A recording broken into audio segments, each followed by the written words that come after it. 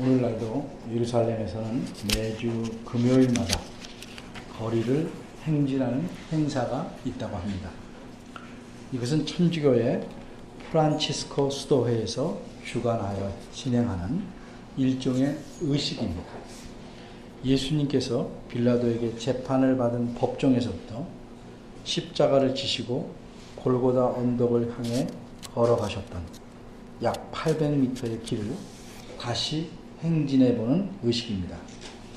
이 길의 이름을 지금부터 약 700년 전부터 비아 돌로로사라고 부르기 시작했답니다.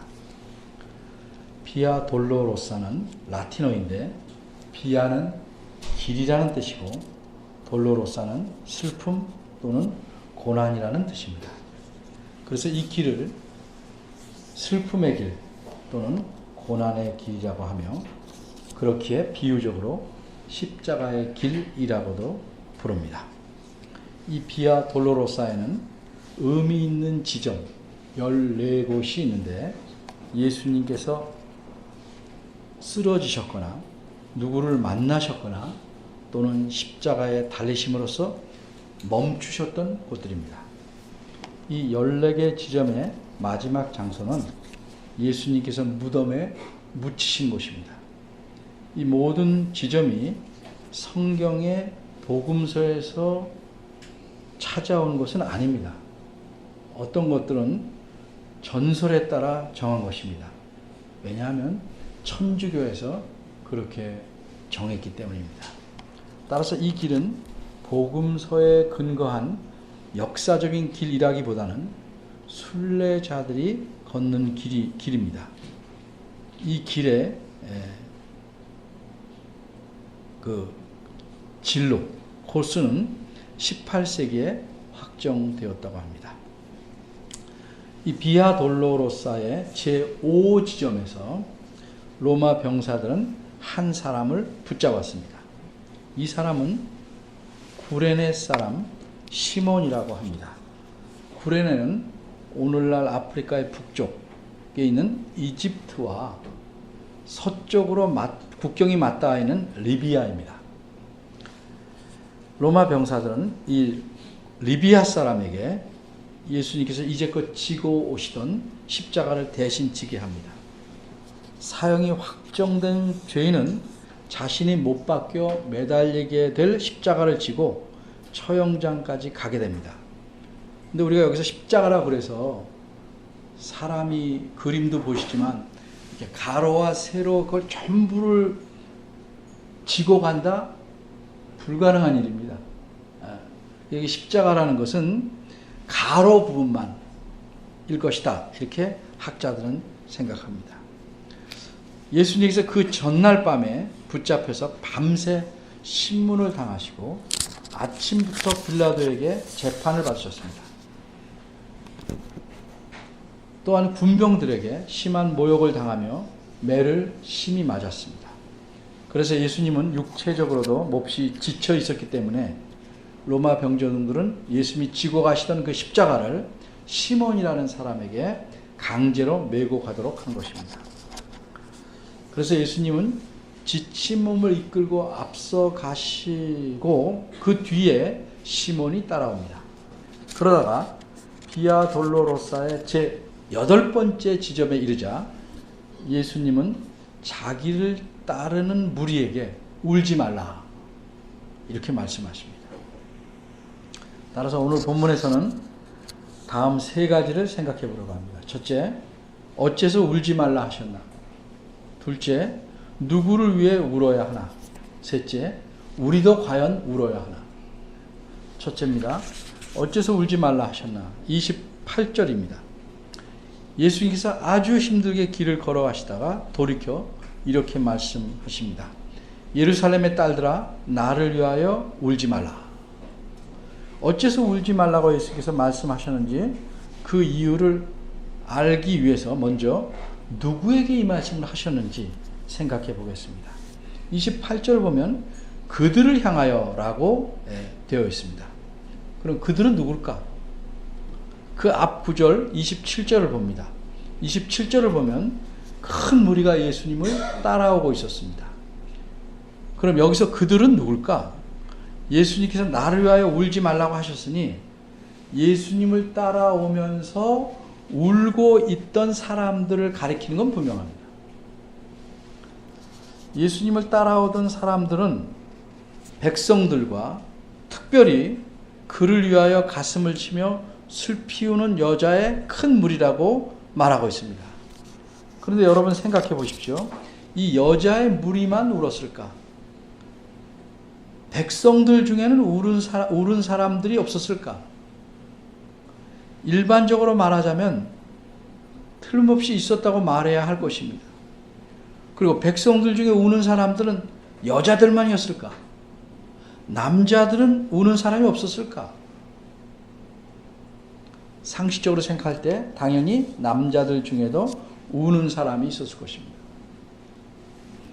따라서 우리가 생각해 볼 점은 예수님께서 28절에서 그들을 향하여 예루살렘의 딸들아 라고 했는데 그들이 예루살렘의 딸입니다. 그럼 그들이 누굴까?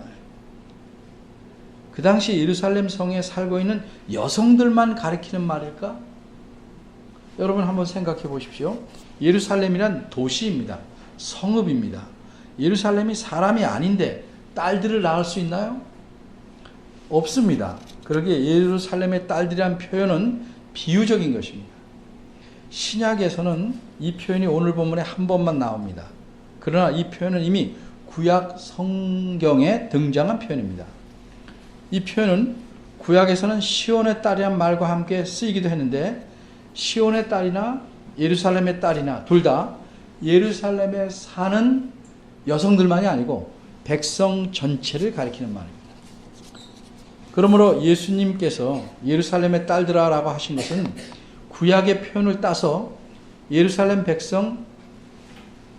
사는 백성 전체를 가리켜 말씀하는 것입니다. 다시 말해서 예루살렘에 사는 여성들만 가리킨 것이 아닙니다. 그리고 원어대로 보자면 우리말에는 큰 무리 이게 맨 뒤에 있어서 여인들만 가리키는 것처럼 보이지만 원어에 따르면 이게 맨 앞에 있습니다. 그래서 예수님을 따르는 백성들과 여인들의 큰 무리 전체를 가리켜 큰 무리라고 한 것입니다.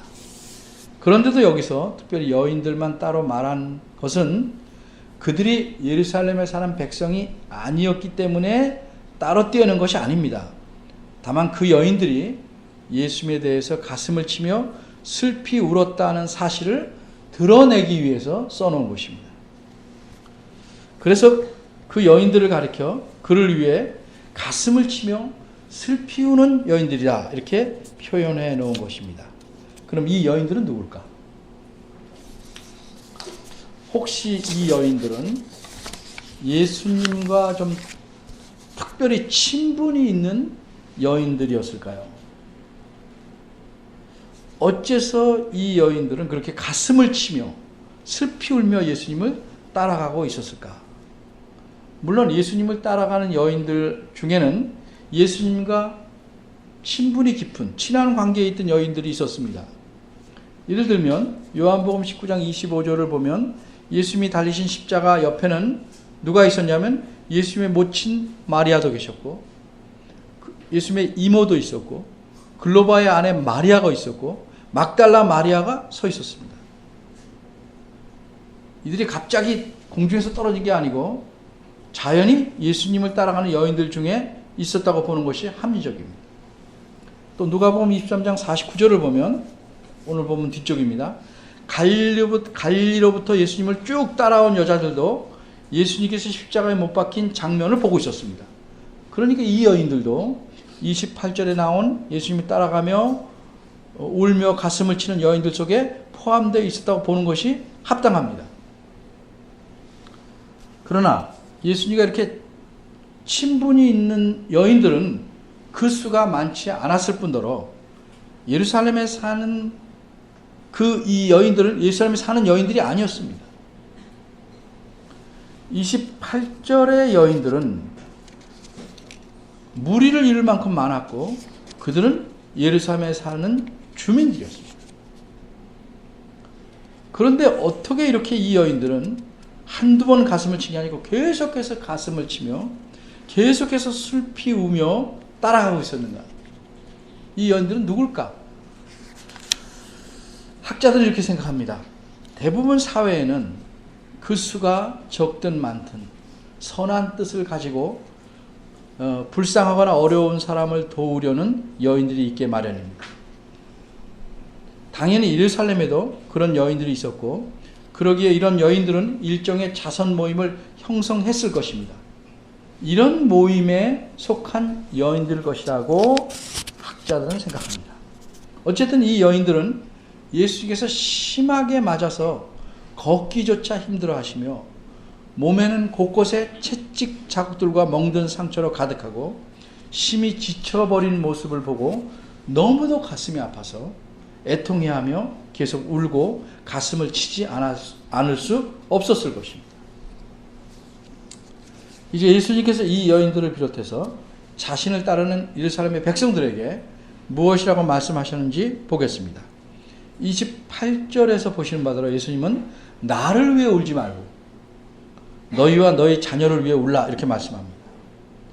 이 말씀에서 우리는 어째서 울지 말라, 나를 위해 울지 말라 이렇게 하셨는지 그 이유를 알 수 있습니다. 그것은 정말 슬프고 애통해서 울어야 할 더 심각한 문제가 있었기 때문입니다. 그럼 그 심각한 문제는 무엇입니까? 그래서 두 번째로 생각할 것은 무엇을 위해 울어야 하나? 예수님께서 나를 위해 울지 말라 하셨으니 이 말씀의 의미는 예수님 자신을 위해서는 울지 말라는 의미인 것은 분명합니다. 그런데 예수님께서 당하신 고통과 상처들을 지금 눈으로 보는 사람이라면 그 사람의 마음에 치근한 감정이 생길 것이고 그래서 슬퍼서 우는 것은 자연스러운 것인데 이렇게 우는 것이 잘못일까? 사람이 그 마음의 연민을 갖고 느끼도록 지으신 분이 하나님이십니다. 오히려 연민이 없이 울지 않는 것이 잘못된 겁니다. 그런 연민을 가지고 우는 것 자체는 전혀 잘못이 아닙니다. 그럼 혹시 예수님에 대해서만은 그렇게 연민을 갖고 우는 것이 문제가 될까? 그런 것도 아니라고 생각합니다. 그럼 어째서 예수님은 나를 위해 울지 말라고 말씀하셨을까? 여기서 잠깐 이런 질문을 해봅니다. 왜 목사님이 이렇게 꼬치꼬치 질문을 해가며 그냥 목사님 쭉 설명하지 생각하기 싫은데 자꾸 질문해서 생각하게 만들고 성경 말씀을 생각해보자고 왜 끌고 들어가는가? 한마디로 성경 본문에서 말씀하시는 의도, 그 의미에 최대한 우리가 가까이 가기 위해서입니다. 다른 상황은 우리가 알 수 없고 본문에 표현된 글만 가지고 예수님 말씀하신 의도와 의미를 알아야 하기 때문에 자세히 살펴봐야 합니다. 그저 대충 알면 되지 않겠는가? 그렇게 생각할 수도 있겠지만 바람직한 생각이 아닙니다. 그렇게 알기 시작하면 하나님에 대해서, 예수님에 대해서, 성경의 가르침에 대해서 수많은 오해를 갖게 됩니다. 여러분 사금 알죠? 사금? 사금이란 강변이나 해변의 모래나 자갈 속에 섞인 알맹이나 알맹이 같은 또는 비늘 모양의 금입니다. 그 사금을 골라내기 위해서는 사금을 포함하고 있는 흙이나 모래를 쟁반에 담아서 물속에서 계속 흔들어 그 흙과 모래를 흘려내보내야 합니다. 또는 아주 촘촘하게 짜여진 채로 채질을 수없이 해야 합니다. 그래야 순전한 금만을 얻을 수 있습니다.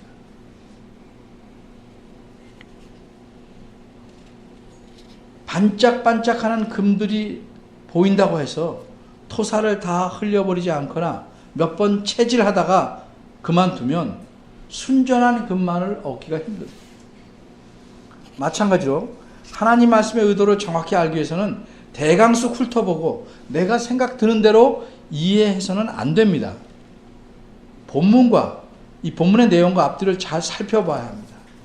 우리가 서로 이렇게 말할 때는 혹 모르는 부분에 대해서 직접 상대방에 물어볼 수 있겠지만 성경 말씀은 이미 오래전에 기록되었고 때로는 우리가 전혀 알지 못하는 익숙하지 않은 상황과 환경에서 기록되었기 때문에 잘 살펴봐야만 올바로 알 수 있는 겁니다. 다시 본문으로 돌아옵니다. 어째서 예수님은 나를 위하여 울지 말라고 하셨을까? 예를 들어봅니다. 불행하게도 교통사고가 났습니다. 엄마와 딸이 같이 가다가 다 다쳤습니다. 엄마는 피를 흘리면서도 차 밖으로 기어서 나왔습니다만 어린 딸은 차 안에 끼어서 꼼짝하지 못합니다. 사고 난 장면을 본 사람들이 주변에서 뛰어와서 엄마를 걱정하며 도우려 하자 엄마가 그들에게 이렇게 말합니다. 나는 괜찮아요.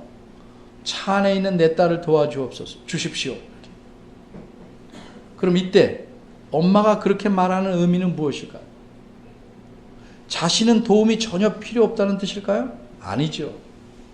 차 안에 있는 딸이 더 많이 다쳤을 터이니 도움이 더 급하다는 의미입니다. 마찬가지로 예수님께서 나를 위하여 원어대로 말하면 나에 대해서는 울지 말라 하신 것은 예수님에 대해서 우는 것이 잘못된 것이나 필요 없다는 의미가 아닙니다. 예수님을 따르는 이 큰 무리 중에 소수의 사람들을 제외하고는 대부분 예수님이 누구신지를 제대로 믿지 않았습니다. 지금 우리 모두는 알고 믿듯이 예수님은 하나님의 아들이시지만 친히 사람이 되어 오셨습니다. 예수님 믿는 모든 자들의 죄를 용서하시려고 고난을 받으시고 죽으시려고 이 세상에 오셨습니다. 그리고 예수님은 그 고난의 절정인 죽음에 이르기 위하여 비아 돌로로사를 걸어가고 계신 겁니다. 그러나 예수님을 뒤따르며 그 당시에 울고 있던 예루살렘 백성들은 그런 예수님에 대해서 운 게 아니고 예수님이 인간적으로 측은해서 동정으로 울었던 것입니다. 그런데 예수님은 자신을 믿지 않는 그 사람들이 더 불쌍하고 측은하고 안타까우셨던 겁니다. 그래서 나에 대해서 울지 말고 정작 무엇을 위해 울어야 하는지, 누구를 위해 울어야 하는지, 왜 울어야 하는지를 말씀하시는 겁니다. 그럼 예수님은 어째서 너희와 너희 자녀를 위하여 울라 하셨는가? 29절과 30절이 알려줍니다. 29절과 30절 이 두 구절은 구약 성경에서 인용해온 말씀입니다. 29절 보라 날이 이르면 사람이 말하기를, 이 부분이 이제 인용한 거예요. 수태 못하는 이와 해산하지 못한 배와 먹이지 못한 젖이 복이 있다 하리라. 30절 그때 사람이 산들을 대하여 우리에 무너지라 하며 작은 산들을 대하여 우리를 덮으라 하리라. 먼저 29절 말씀부터 보겠습니다. 29절 말씀은 이사야 54장 1절과 연관이 있는데 그 이사야 54장 1절의 앞부분은 이렇습니다. 잉태치 못하며 생산치 못한 너는 노래할지어다. 구로치 못한 너는 외쳐 노래할지어다. 무슨 뜻입니까? 그 앞에 문장 잉태치 못하며 생산치 못한 너는 노래할지어다와 뒤에 문장 구로치 못한 너는 외쳐 노래할지어다는 같은 뜻을 표현만 다르게 이렇게 대조해서 나타낸 겁니다. 여러분들이 배워서 아는 바대로 이게 동의적 같은 뜻을 병행해 놓은 문장입니다.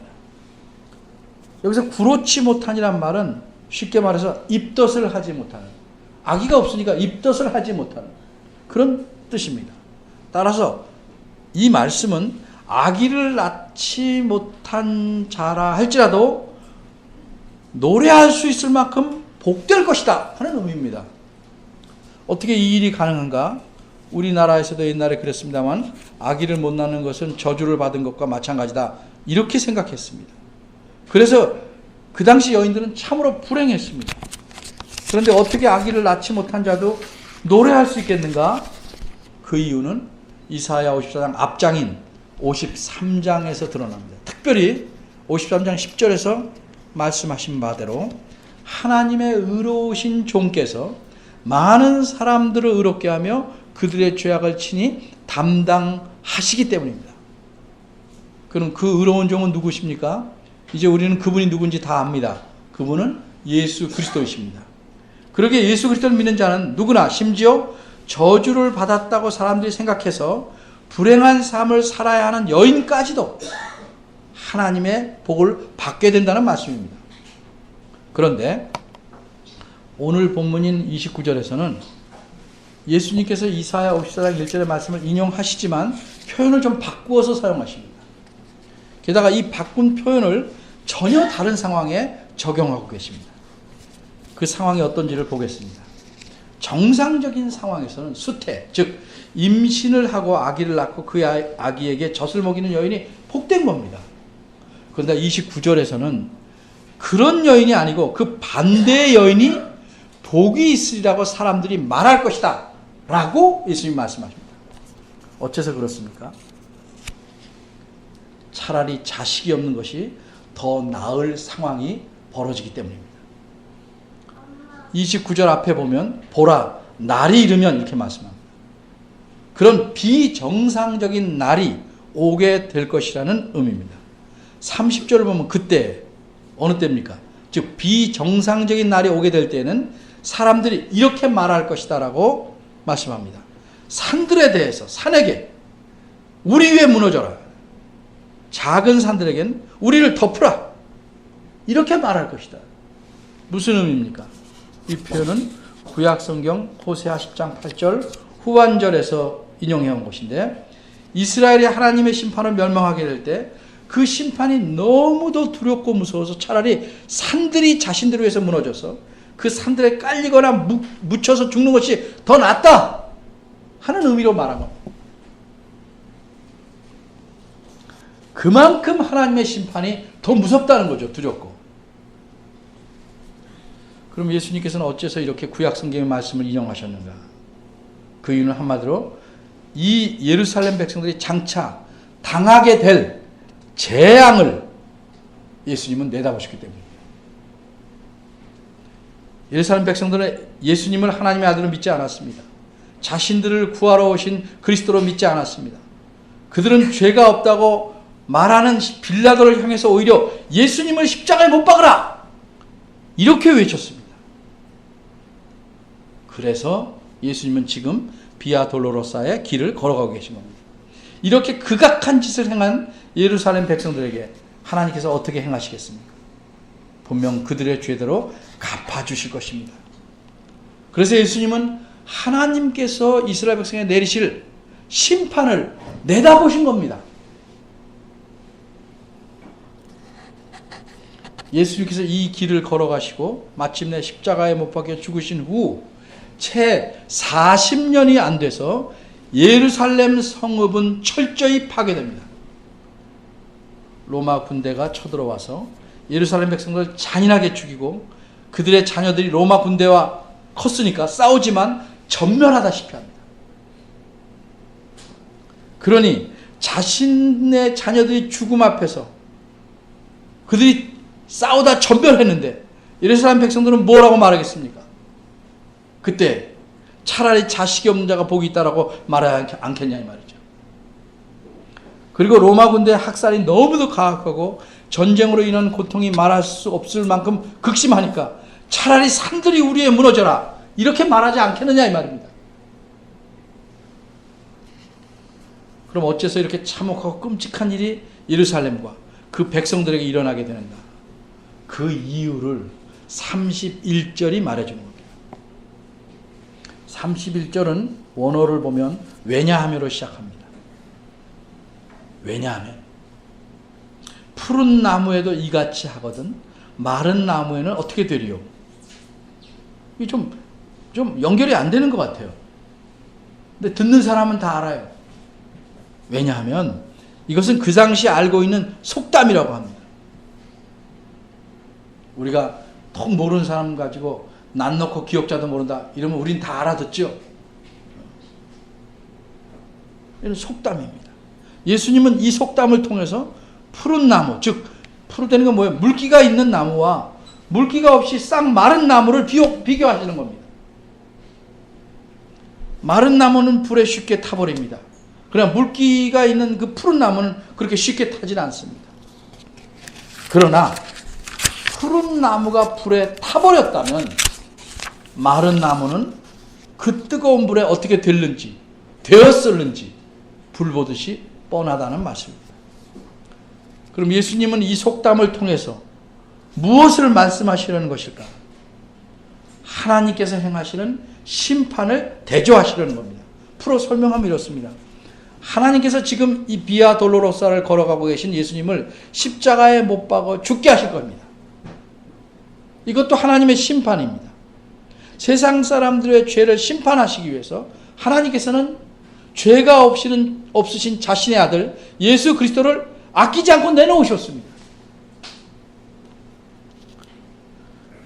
그렇게 이처럼 의로우신 예수 그리스도를 아끼지 않으신 하나님께서 정말 계속 예수님 믿지 않은 불신과 불순종으로 일관되게 살아가는 예루살렘 백성을 어떻게 하겠습니까? 철저하게 심판하시지 않고 내버려 두실 리가 있겠습니까? 없습니다. 그 말씀하는 겁니다. 지금 그들이 회개하지 않고 계속 지금처럼 행한다면 하나님께서는 반드시 그들을 철저하게 심판하실 것입니다. 그리고 40년이 채 안 돼서 그 사실이 입증됩니다. 그러기에 예수님은 그걸 내다보시고 너희와 너희 자녀들에게 닥칠 심판에 대해서 울라! 이렇게 말씀하신 겁니다. 세 번째입니다. 그럼 우리도 울어야 합니다. 오늘 본문에서 말씀하신 이 예수님 말씀에서 우리는 무엇을 알 수 있습니까? 하나님에 대해서 무엇을 알 수 있습니까?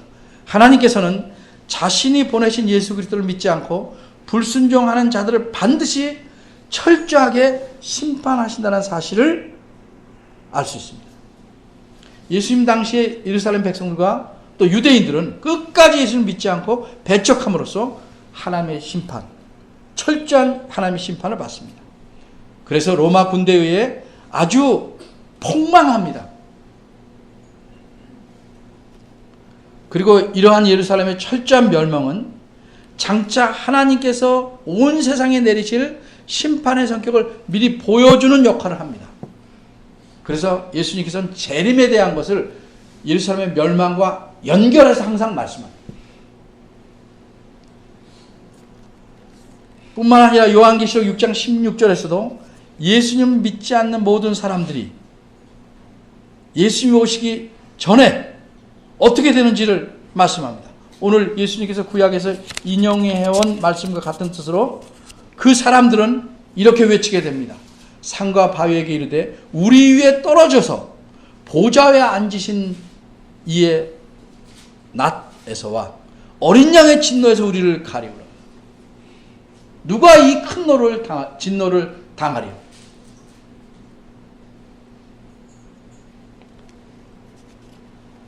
예수님을 믿지 않은 자들, 믿는다고 착각하는 자들, 믿는다고는 하지만 실상은 빈 믿음을 가진 자들은 하나님의 심판으로 멸망할 것입니다.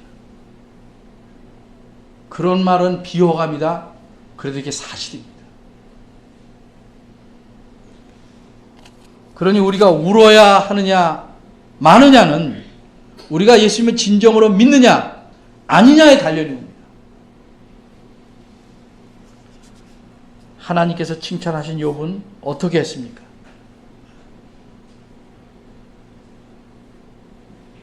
그에 대해 성경에서 말씀하신 내용을 이렇습니다. 우스 땅에 욥이라 이름하는 사람이 있었는데 그 사람은 순전하고 정직하여 하나님을 경외하며 악에서 떠난 자더라. 그 아들들이 자기 생일이면 각각 자기의 집에서 잔치를 베풀고 그 누이 셋도 청하여 함께 먹고 마시므로 그 잔칫날이 지나면 욥이 그들을 불러다가 성결케 하되 아침에 일어나서 그들의 명수대로 숫자대로 번제를 드렸으니 이는 욥이 말하기를 혹시 내 아들들이 죄를 범하여 마음으로 하나님을 배반하였을까 함이라. 욥의 행사가 항상 이러하였더라.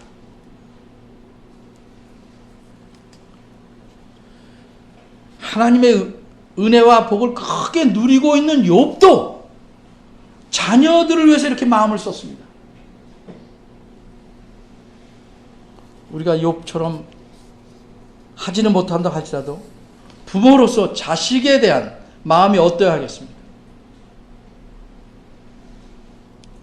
여러분의 자녀들이 어떻습니까?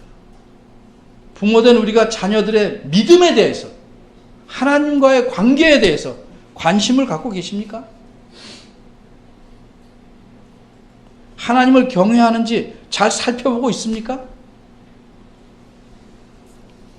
그저 학교 공부에만, 그리고 아이가 가진 재능에만 관심을 갖고 거기에 모든 걸 투자합니다.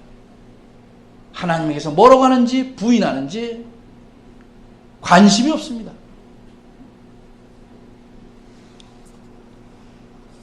혹시 하나님의 은혜를 믿는다면, 우리 구원은 땅은 당상이다, 이런 핑계 아래 자녀에게 너무 무관심한 것은 아닙니다. 하나님이 우리 자녀의 일생을 책임진다면 공부 왜 시킵니까? 신앙을 그런 식으로 생각한다면 공부도 시키지 말아야죠.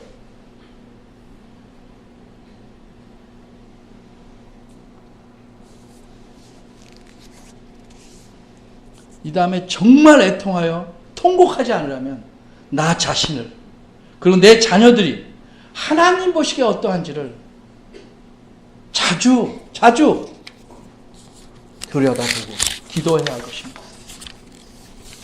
야고보 사도는 우리에게 이렇게 고면합니다. 하나님을 가까이 하라. 그리하면 너희를 가까이 하시리라. 죄인들아, 교인들에게 하는 말입니다. 죄인들아, 손을 깨끗이 하라. 두 마음을 품은 자들아, 마음을 성결케 하라. 슬퍼하며 애통하며 울지어다. 너희 웃음을 애통으로, 너희 즐거움을 근심으로 바꿀지어다. 늘 울고 살려는 건 아니지만 우리가 죄를 짓고 사니까 그 애통함을 갖고 있어야 됩니다. 예수님께서도 산상설교에서 말씀하셨습니다. 애통하는 자는 복이 있나니 저희가 위로를 받을 것이며. 우리는 하나님께서 그리스도를 통해 우리에게 주신 그 넘치는 은혜에 감사하지만 동시에 내 자신과 내 자녀들이 온전히 하나님을 기쁘게 하는 삶을 살지 못함에 대해서 애통하는 마음이 늘 우리에게 있어야 합니다.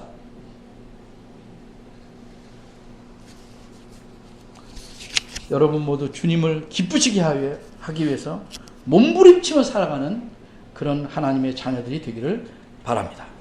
기도하겠습니다. 하나님의 크신 은혜로 우리가 하나님의 자녀가 되었습니다. 우리가 이 일에 아무것도 보탠 것이나 쌓아놓은 공적이 없습니다.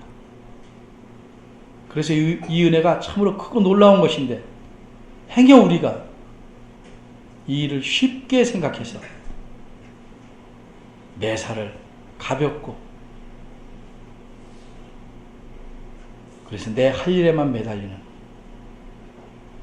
자신의 진정으로 할 일이 무엇인지는 모르고 내가 좋아하는 일에만 뛰어드는 삶을 사는지 돌아보게 하시고, 우리 마음에 하나님의 은혜에 대한 솟구치는 감사와 한편으로는 하나님의 뜻에 온전히 부합하지 못하는 삶에 대한 애통이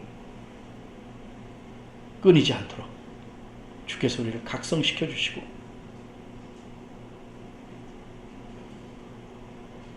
그 각성에 따른 합당한 삶을 살 수 있도록 저희를 도와주옵소서. 예수님 이름으로